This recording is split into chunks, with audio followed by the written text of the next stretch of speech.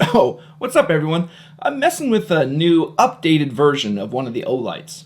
Today we'll be looking at the updated new version of the Baldr Pro weapon light. Okay, let's hook this thing up and get to it.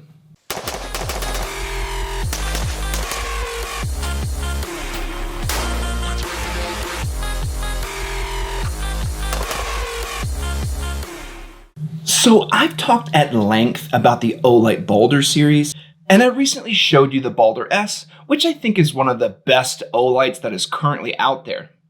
But some of you may really like that older style, or you like the lights that extend out super far, like the Surefire X300, that obnoxious housing. This light also goes on sale frequently, like right now frequently, and you can use discount code TLDCO to save a few extra bucks. Damn, I'll tell you what, the white ones look pretty badass. But anyway, the Baldr name in the Baldr Pro is special because it means it has a laser that's then integrated into the light also. This light was originally released as the Baldr Pro, as it was the green laser version, but it was designed prior to the Baldr Mini and Baldr S, and this model does not place the laser within the light housing. So these are a little more tricky to get holsters for, since it has this little nubbin sticking out of the bottom. But this light has actually been out for a while, so let's tear into it, see what all comes in the box, see any changes in the new version versus the old version, then we'll go out and test it out at night, and then finally I'll mount it up on a few pistols and I'll give you my pros, cons, and if I recommend it. So tell you what, let's just go and get started and let's look at what comes in the box. Looking at the box, we see the same original packaging that indicates the 1350 lumen light and 260 meter throw on the front of the box. On the rear, yeah, nothing special. Opening up the box, we have our light. Yay! Fastest unboxing ever! What do you mean I have to keep going? Make sure to take note on the side of the package to remove the battery covers when you go to operate this also. Yes, so as you've noticed already, the Baldr Pro does not use the rechargeable battery and the little magnetic charger that we all like, but instead uses two CR123 batteries. Also included is the manual, which we don't need as we'll go test everything out anyway, and the 1913 rail. The QD that's on here, much like all the other Olights, comes standard with the Glock rail installed. So if you're going to install this on a Picatinny rail, you need to switch out the mount for the little one that comes in the package. Looking closely at the Baldr Pro, we see some of the updates and changes with the new matte finish.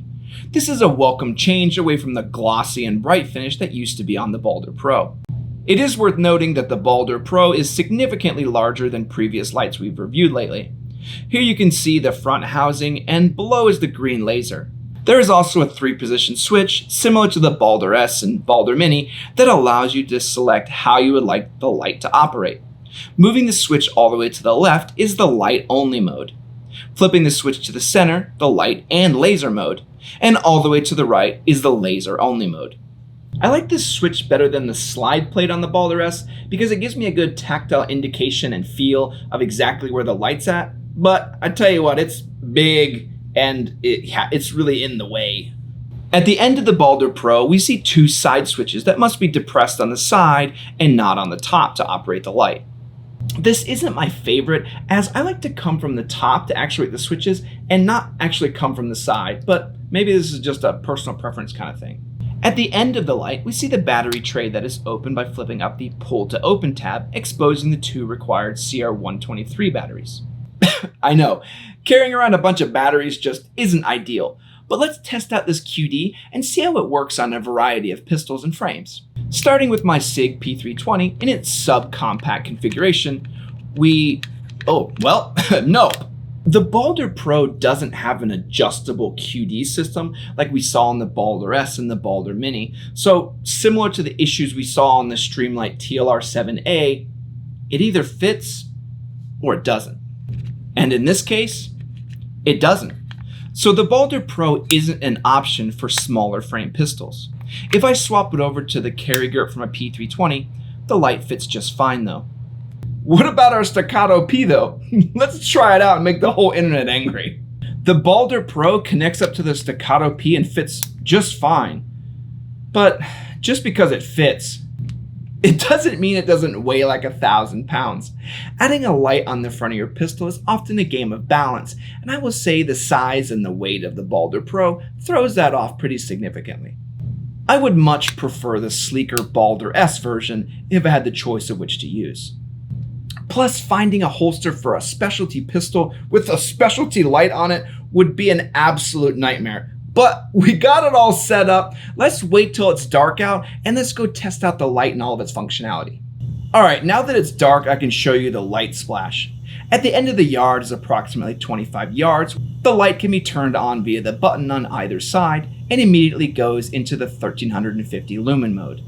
As a rare feature also, pressing both the side buttons on the Baldr Pro goes into the strobe mode. I know I keep bringing up a comparison to the Baldr S, where on that model you can actually press the button twice to change the lumen output, but on this one you are locked into the 1350 lumen mode. Using this outdoors, it lights up the entire yard, and you can clearly see all around the area with ease.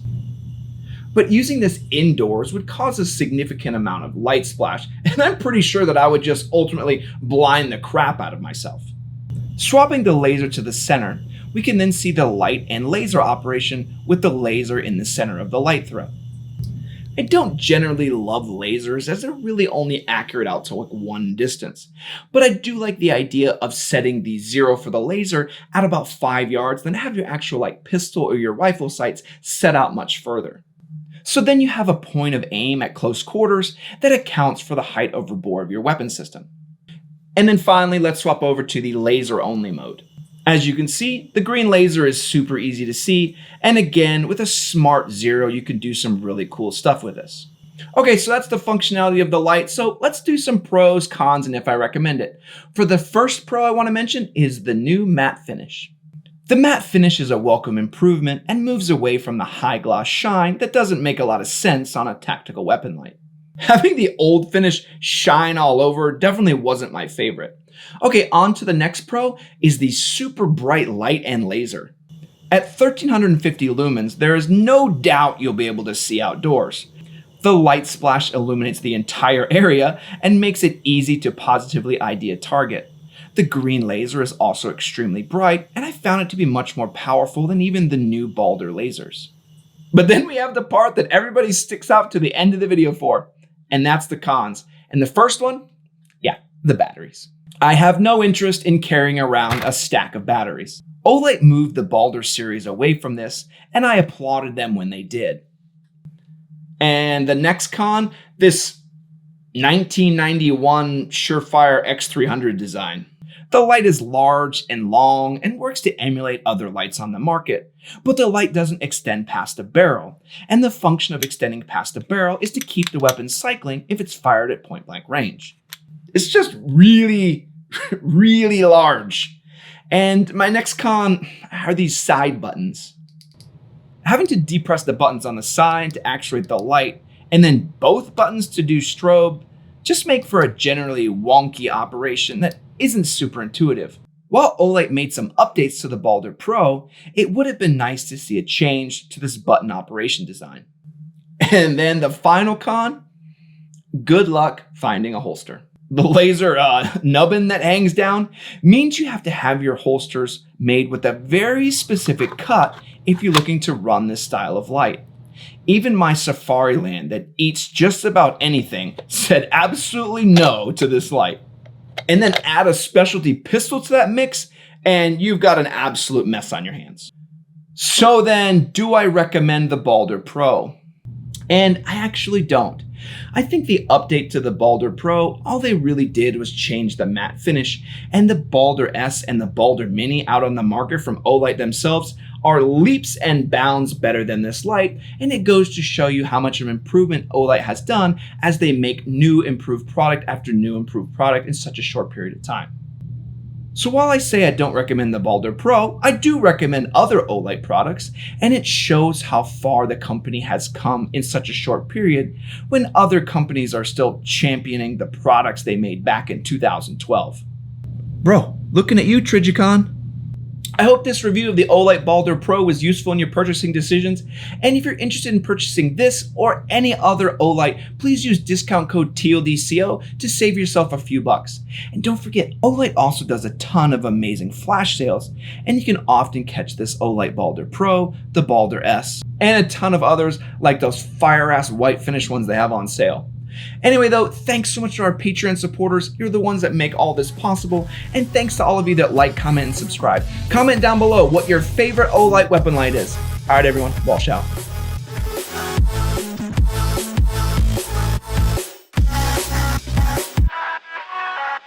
Bro, looking at you, Trigicon.